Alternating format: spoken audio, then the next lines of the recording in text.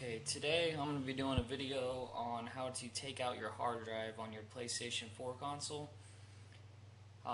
In this video I'm just going to show how to take the hard drive out. I haven't got my new one in yet to actually do the full swap, but I'm going to at least put this one up for you.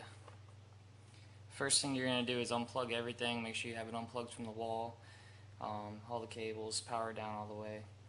And this top cover here, it just slides off to the side. Just pull it a little bit.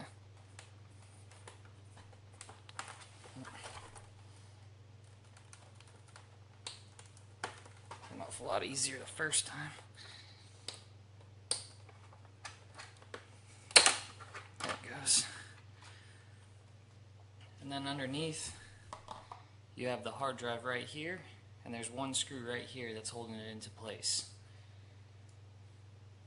So you just remove this screw here.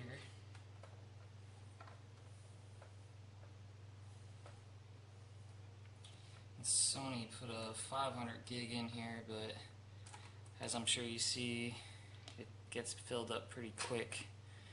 And then this slides right out after you remove that screw, and there's your hard drive there. And just make sure if you order another hard drive that it is the right one. Most of them are actually 15 millimeters in height. This one requires a 9 millimeter, and it's a SATA.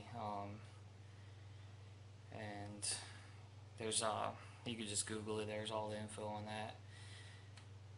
And as soon as I get this other one in, I'll show how to save everything and do the full swap.